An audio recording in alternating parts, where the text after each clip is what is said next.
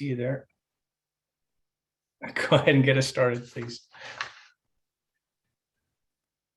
Okay, I'm going to call this special meeting of the Site and Architectural Commission for tonight, October 27, 2021, and ask that we start with a roll call, please, Ms. Perkins.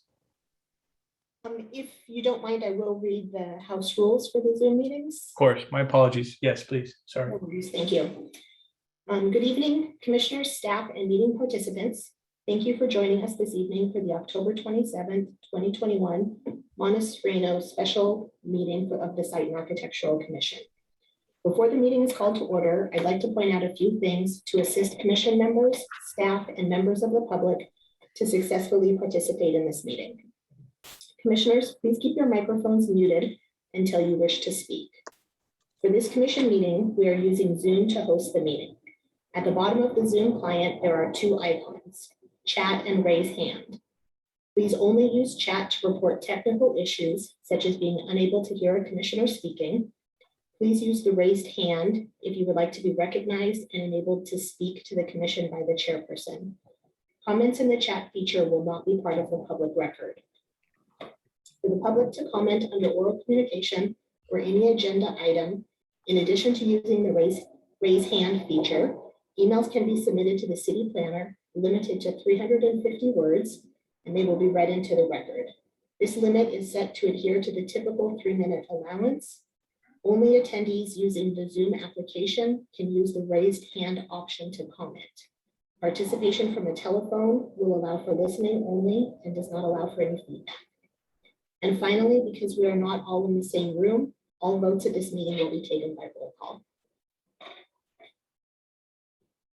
Great. Thank you very much, Ms. Perkins. And let's start with that roll call, please. Commissioner Booker? Present. Commissioner Harrington? Here. Commissioner Sharma? Here. Commissioner Zeidler? Here. And Chair White. Here. Thank you very much. All right. Thank everybody for coming back. This is a continued matter from this month's earlier meeting, and I appreciate everybody willing to do that, including our applicants. We do have a couple things that we need to take care of just by way of housekeeping for these meetings. The first is oral communications. This is an opportunity from anybody that is in attendance tonight to speak on any issue that is not on our agenda. So if there's an issue of concern that you think the Site and Architecture Commission should be aware of, this is your opportunity to communicate that to us. And you can do that by merely utilizing the raise hand feature, and I'll note a call on you. I don't see many with us tonight, so and they all appear related to this particular project. But if there is somebody out there that has something unrelated to agendized items, let's do that now. Having seen no hands, we'll end it there. And then we'll move to written communications. Ms. Perkins, independent of anything that we've received already in our packets or emailed to us, are there any additional written communications for us to consider for this evening? No, we have not received anything else. Great, thank you very much.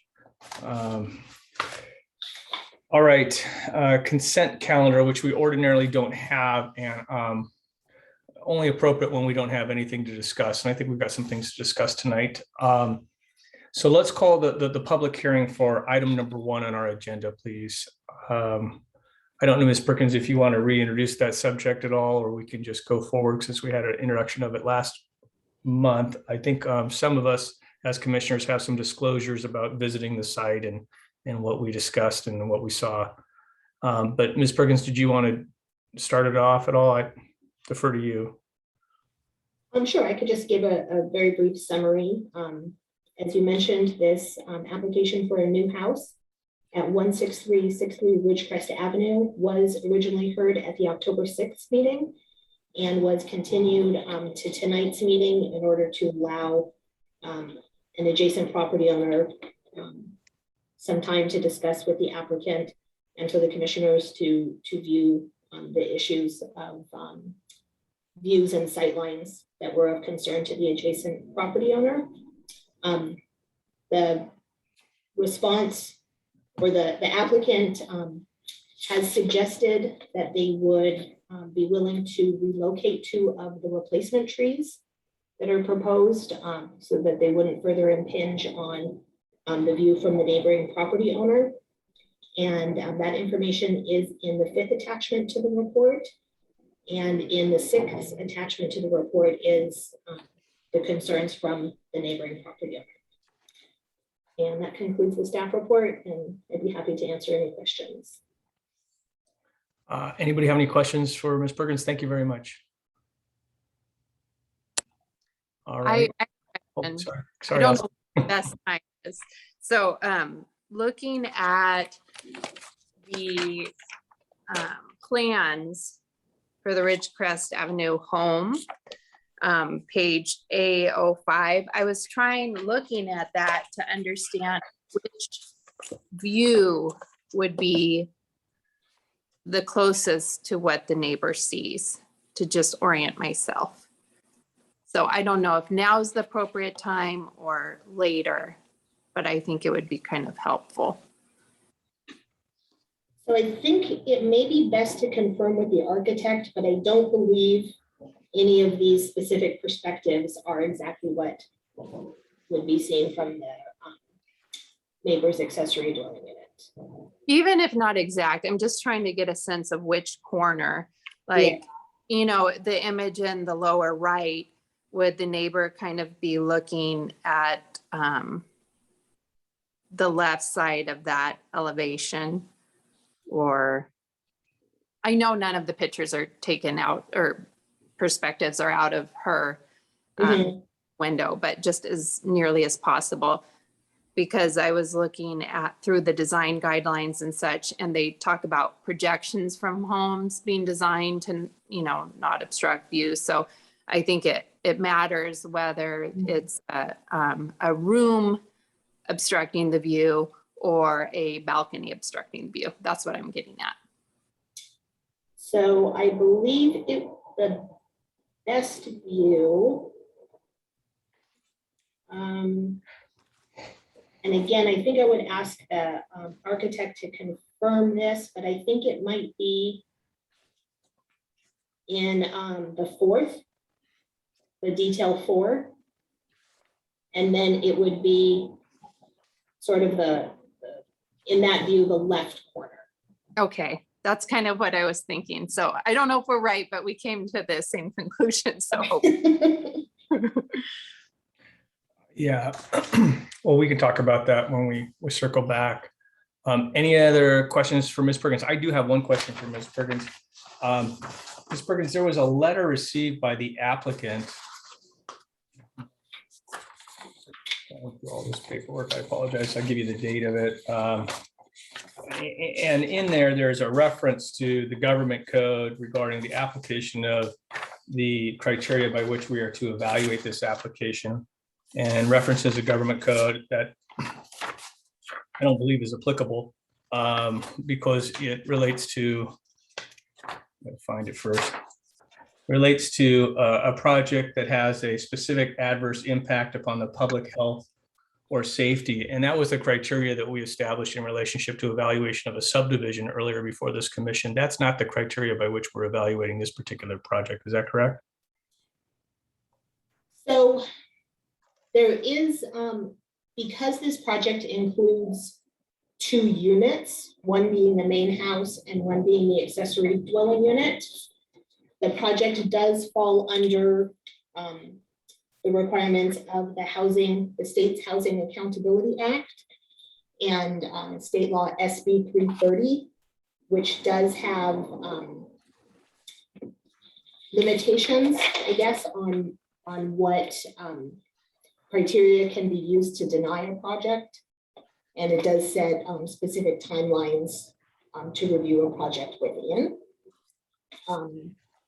The city attorney has reviewed both the staff report from the October 6th meeting as well as tonight's meeting, and didn't express, I guess, any concerns where, based on the current timeline, that we would be, in violation or coming up close on the time limits for the SB 330 standards. I believe they're 90 days from when the application was deemed complete. All right, let me ask a little differently, because I gave you a loaded question. I apologize. Is Commissioner Zeeler brought up the fact that there are concerns about views. We've read the letters from the neighboring property. And if we are to impose conditions to approval of this particular application or to deny it based on any circumstances involving view, because those are part of the design guidelines, are those applicable here? Is that a justifiable basis?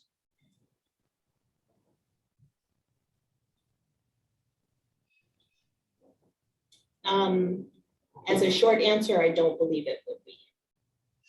Okay. I think that's important. Can you state that with more words? So, But you just, am Diane, looking I up- don't know if I understood. So I am looking up the specific language. Maybe while I look this up, if there's any other question. I was Why don't trying we do this? Why don't we give Ms. Perkins an opportunity to look at Right. that? And what I'm specifically interested in learning is whether this language that's referenced in, we've seen it before in relationship to the Los Gatos Saratoga Road property when we were looking at that subdivision, guys, if you may recall that, unless there's a specific adverse impact upon the public health or safety, we couldn't deny that particular subdivision of the property. And if that is the only criteria by which we can deny or impose any conditions on this particular project, I think it's important for us to know that in advance of hearing anything further on this matter. And while Ms. Perkins looks at that issue, why don't we do the disclosures that we're obligated to provide in relationship to what we've done since the last meeting? And I'll start us off and say that Commissioner Harrington and I went to the property yesterday early evening and was met by Mrs. Coe, and went to an ADU on the property that has a view that's very similar to the one depicted in the letter written by the Coes that's part of our packet tonight. And she expressed her concerns regarding a desire to have a tree removed. I believe it's number 11 if you look at LO2 or LO1 in the plans. And I think that's the sum and substance of our discussions, but if Ms. Harrington remembers something more significant, she can let us know. Ms. Ziegler, I know you were planning to go to the property yesterday. Did you have an opportunity to do that? Yes, I went out there Monday about 1:30 and met with Mrs. Coe and her husband briefly. And I went in the ADU to see, and then walked to the applicant property to see, just to get a whole sense of the site. Great. And Ms. Harrington, anything that I missed in our visit that you want to talk about? No, I think you covered it. But didn't we go there on Monday? Unless my days are blurring. Monday. Yes, this week is spinning by. I apologize. All right, so it's Monday. Ms. Sharma, Okay. did you get a chance to get out there at all? Yeah, so I did go out there today at about 3:30 today, and I met with Mrs. Coe. So I did the same. She took me to the ADU, and we looked out the window to where the view is obstructed by the construction of the new property, and then we walked to the applicant's lot to also kind of take a look at the tree that she's suggesting, requesting to be removed. Great, thank you. And Mr. Booker, did you get a chance to get out there? I did, yeah. I was out there on Friday of last week in the afternoon and met with Mrs. Coe, and was given access to the cottage unit that is affected by the view that she is concerned about. And so I was able to gain a pretty good perspective of the concern and of the impact to the actual view of the corridor there during my visit. Great, thank you very much. All right, why don't, Ms. Perkins, I suspect you're still working, and I'm going to give you that opportunity because I think that's important to our deliberation tonight. Actually, I have found the exact language that I can. Well done, yay. Read if this is a good time. Sure, okay, yes, please. So according to the government code section referenced, which is 65589.5, It states that a housing development project that complies with the objective standards of the general plan and zoning ordinance must be approved by the city unless the city is able to make written findings based on the preponderance of the evidence in the record that either, one, the city has already met its regional housing needs assessment requirement. Two, there is an impact to the public health and safety, and this impact cannot be mitigated. Three, the property is agricultural land. Four, approval of the project would violate state or federal law, and this violation cannot be mitigated. Or five, the project is inconsistent with the zoning and land use designation and not identified in the general plan housing element RENA inventory. So those are 5 criteria by which the city could deny the project. My only concern with what you just read is the very beginning, and this isn't a housing development project. This is a single family home. So I'm not so sure what you read is applicable. Do you know for sure that it is? Yes, the state Department of Housing and Community Development has published guidance that a single family house with an accessory dwelling unit is 2 units and falls under this government code section. Okay. Okay. Well, thank you very much for that insight. Thank you. So in referencing the letter from Mr. Banda, I believe, dated October 7, 2021, it looks like an email, I apologize. Is it accurate then, as reflected in that email, that we can only deny this project if it poses a specific adverse impact upon the public health or safety? That cannot be mitigated, yes. But you can condition the project. You can approve it with, And can we condition it on landscaping conditions? yes. Okay.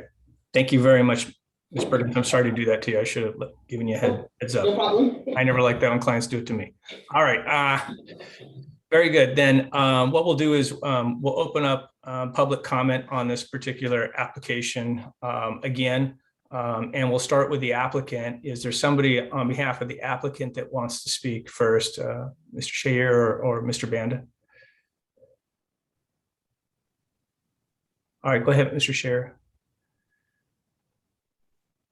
Hello, good evening, commissioners. My name is Hayes Scher. Thank you very much. Shayer, my apologies on your name, sorry. Oh, no worries. That happens all the time. But thank you very much for taking the time, obviously, to visit our neighbors and also hear the project. We're here again to request approval of this project. We do believe that the state law is very clear on how on how this should be evaluated by the commission tonight. We have met with neighbors. I hope they're here tonight as well. I didn't personally do it. I know Mr. Banda did, and I'm sort of speaking in proxy for him. Basically, the conversation revolved around, okay, well, if the building were to obstruct one view corridor, could we compensate by creating a new one adjacent to it? I actually went through as you were deliberating to generate a quick view if you wanted to see it. I don't know if I can actually show that in this format, but I think it kind of clearly shows the corridor that they're looking for to be kept open. So for the record, we had not modified our application for the removal of that tree, but we have moved the mitigation plantings to spread them around the site. And that's something we've already done as a revision. Now we're open to removing that tree. However, we would want to leave it to the commission's discretion. You would have to make some certain findings to remove that tree. But in the applicant's eyes, we do believe that there is just cause for the removal of the tree. It will contribute to positive property values in the neighborhood, especially for our neighbors who will maintain a nice view corridor from their ADU. For ourselves, it would preserve amicable relationships with our neighbors, which equates to economic value for us. The tree is located in a large, in proximity to many other trees. So removal of this particular species, we feel, will not be detrimental to the overall wooded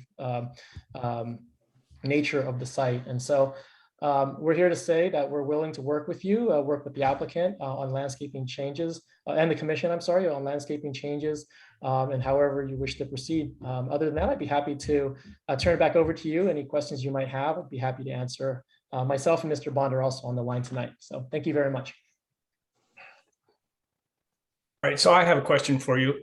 So what I gather from that is the applicant is unwilling to remove that tree unless this commission makes certain findings. Is that correct? I wouldn't say, I'll put it this way. We have not formally requested it under this application because we did not want to take the risk that the application would be deemed to conflict with the local ordinance. However, if the commission itself can make the findings for the removal of that tree, the applicant would support that. What findings do you believe this commission has to make in order to condition approval on that removal of that tree? I think this is more of a Diana question, but there are 5 findings that have to be made under the protected tree ordinance. Let me see if I can. Okay, so that's the reference that you're making. That's okay. No, that's okay. That's sufficient. Chapter 10.15, basically. Yeah. Yeah. No, thank you. I didn't know if you're referencing something else. I appreciate that. Thank you. Any other questions for Mr. Sherrod, commissioners? Yes, can you just specify which number that the tree is so we know that we're all talking about the same tree? Is it in fact number 11? Yes, the tree in question is number 11. It's a coastal live oak with a DBH, or diameter at breast height, of 8 inches with a canopy of 20 feet. Okay, thank you. It's also located in the upper portion of the site. Yeah. Yes. Any other questions for Mr. Sherrod, commissioners? Great, thank you very much. I don't want to give Mr. Bond an opportunity if he wants to speak, but if, as you said, you were his proxy, I'm not going to force him to talk unless he wants to. I'll let him raise his hand if he wishes to jump in. Okay, appreciate that. No, these virtual meetings, it's tough to figure out what people want to do. All right, thank you very much, Mr. Sherrod. All right, I don't see a raised hand from Mr. Bonda, so thank you both. I'm going to go ahead and open comments to the public, which I think is limited to the COs. So please unmute the COs mic so we can hear from them.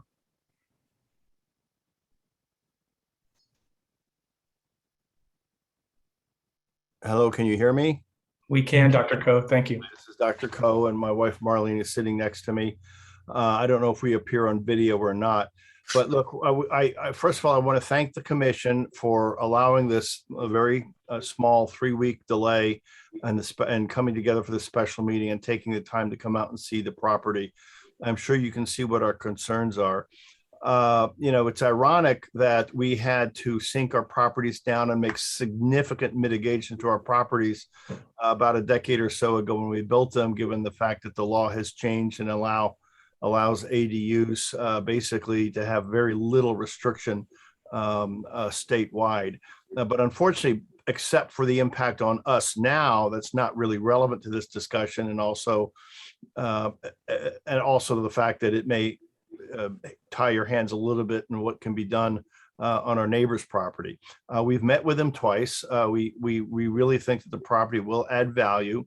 We are asking that our, shall we say, angle of corridor of view be preserved, not by having him change his property, but removal of basically a scrub live oak tree.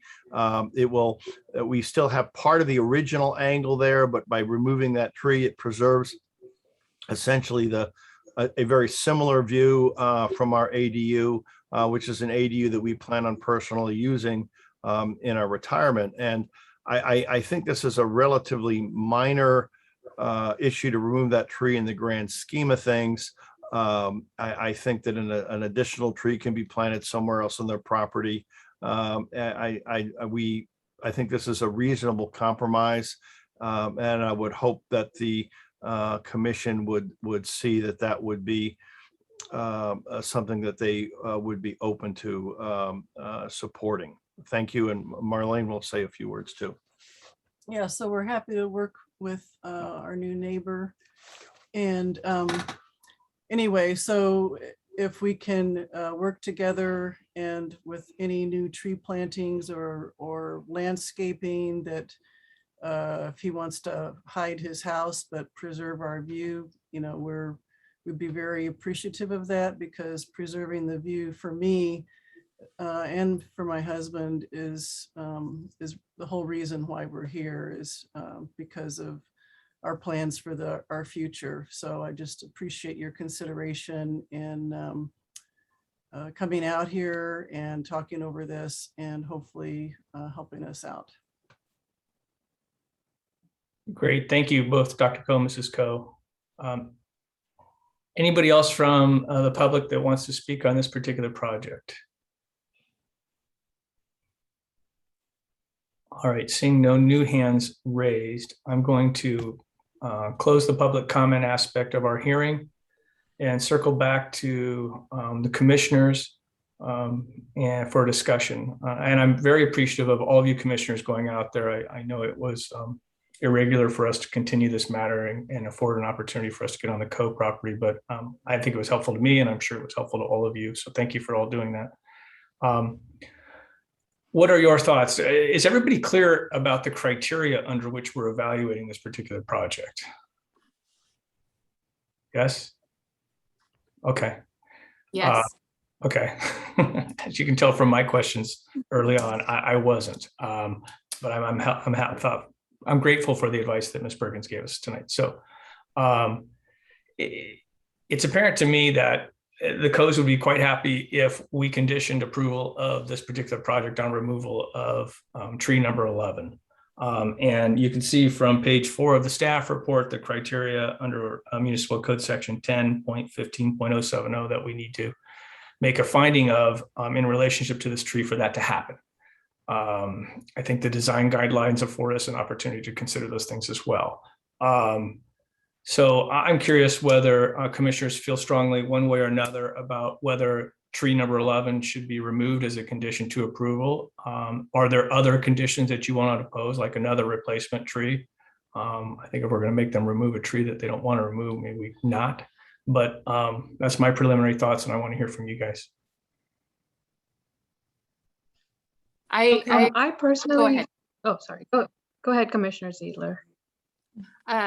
I feel like if it would be a better outcome for the Coes, I think that would be desirable. And I think our criteria about looking at the number of trees the parcel can support, whether it can adequately support. So it says that in addition, in case of a significant tree, the following shall be determined. D, the number of trees the particular parcel can adequately support according to good forestry practices. I think that can help us just in that, not that there are so many trees on the property, it's the one they'd like to remove. It's grouped in with a couple other trees. So sometimes if you don't have so many trees bunched together, the ones that are there are healthier. So I saw that as perhaps a means, but I think practically speaking, if removing the tree will make everyone happier and come to good resolution, let's do that. I concur. I think that it's a reasonable compromise, and you know, for the Coes, given the fact that they had to, you know, sink their property, you know, when they built those ADUs, and they are losing that view corridor, I think this is it's a pretty straightforward compromise. So if there is a way we can, you know, condition to removing that tree, I would be in favor of doing that. Plus, I saw that tree. I personally don't think that it's not a very large tree. It's still a relatively small tree. I don't think it was. I thought it was probably not even like in the best of health. So I don't think it's a huge loss to lose that tree. I would concur with all of that. I think that since the neighbors have agreed to work with one another, and it's an easy solution to a problem that I think can be very easily resolved with the removal of the tree. My only request would be that we replace what we're taking out with something else. And you've all said kind of my thoughts, except for the one thing I was going to bring up was the tree removal criteria. It would be go to A, also the reasonable economic enjoyment of the property. I mean, usually this is aimed at the person taking out the tree, but we can stretch it over to the neighbors for economic enjoyment of their property and the compromise of the view corridor. And I think it's great the way that the Coes have worked out a solution to having this house built next door, that they're willing to take a new view corridor in replacement for what they're losing. So thank you.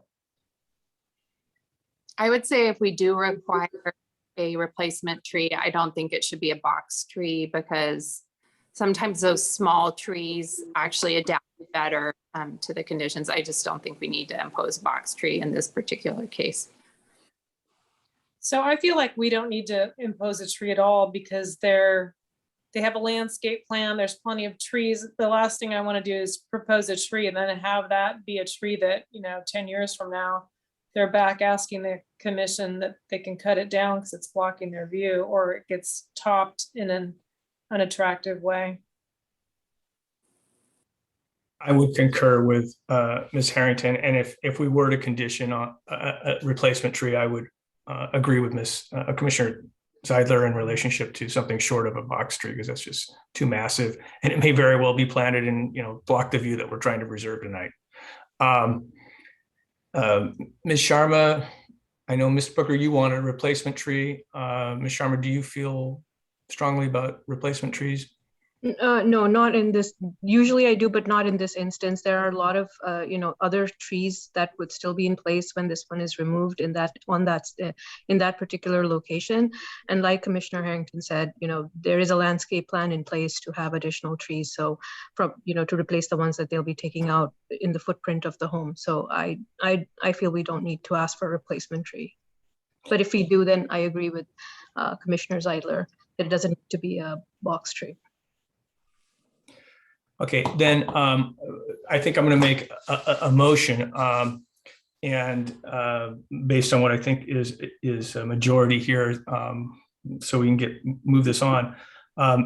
So my motion is to approve the application as reflected in the draft memorandum prepared by staff, with an additional condition that we approve making findings under Municipal Code Section 10.15.070 in relationship to the removal of tree number 11 on the LO2, I believe, which is a part of the overall application.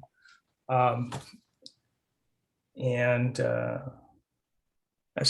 there be no replacement tree required in relationship to that particular tree. Is there a second? I second it. And Ms. Perkins, if you'll do a roll call, we can vote on this motion. Yes, Commissioner Booker, Yes. Commissioner Harrington, Yes. Commissioner Sharma, Yes. Commissioner Zeidler. Yeah. And Chair White. Yes. Great. Good luck with your project, Mr. Bonda and Mr. Scher, and Dr. and Mrs. Coe, thank you so much for your time. I'm going to adjourn this meeting. It's a short one. We'll see you guys next week. Good night, everyone. Good night. Thank you, Ms. Perkins. Yeah. Sure.